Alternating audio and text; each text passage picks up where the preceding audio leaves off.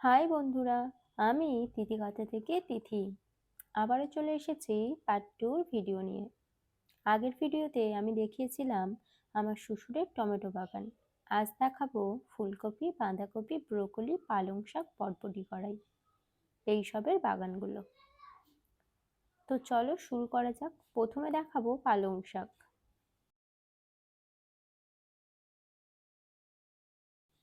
এই বাগানের কিছুটা অংশ পালং শাক দেওয়া হয়েছে,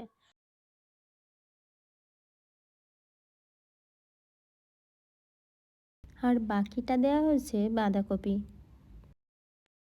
মাঝে মাঝে ফুলকপি গাছও রয়েছে। সাইটের জায়গাটা আবার আমার কাকা শ্বশুরের। এখানে আশেপাশে কয়েকটা বাগানেই সবজি চাষ করা হয়।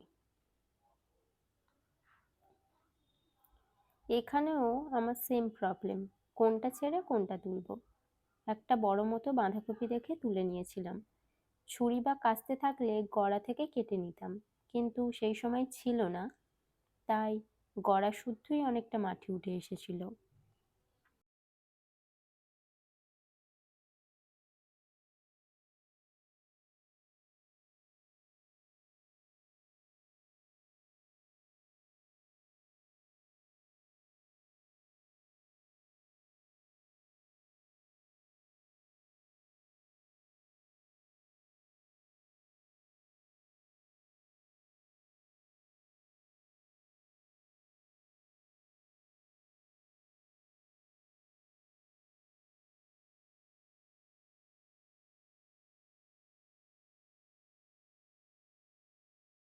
তার পরের বাগানটা হচ্ছে ফুলকপি আর ব্রোকলি।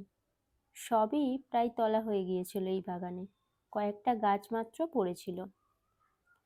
ব্রোকলিগুলো কেটে নেওয়ার পরে সেই গাছ থেকে আবার অনেক ছোট ছোট ব্রোকলি বেরিয়েছে।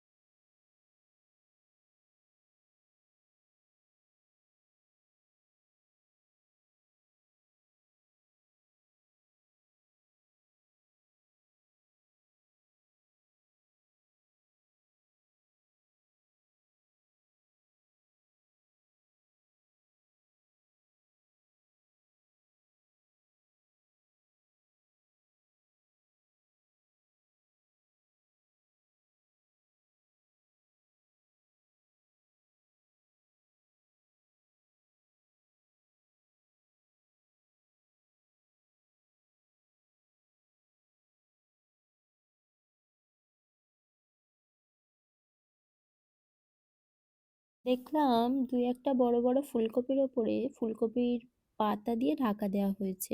এর কারণটি হলো নাকি কুয়াশা পড়লে ফুলকপিগুলো ফুটে যাবে আর খারাপ হয়ে যাবে। তো সেই কারণেই নাকি ফুলকপিগুলোকে পাতা দিয়ে ঢাকা দেওয়া হয়েছে। কি বড় বড় ফুলকপিগুলো, দেখেছো বন্ধুরা?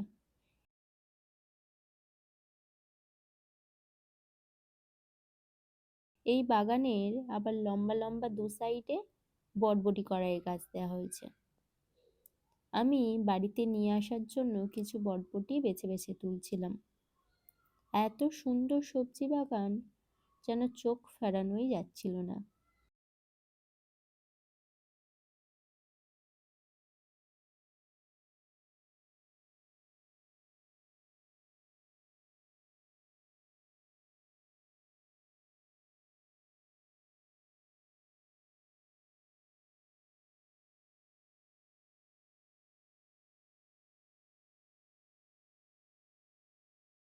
যদি ভিডিওটা ভালো লেগে থাকে তাহলে একটা লাইক করে দেবে, আর এমন সব ভিডিও পেতে আমার চ্যানেলটিকে সাবস্ক্রাইব করে দিও। আজ এতটাই বন্ধুরা, টাটা, বাই বাই।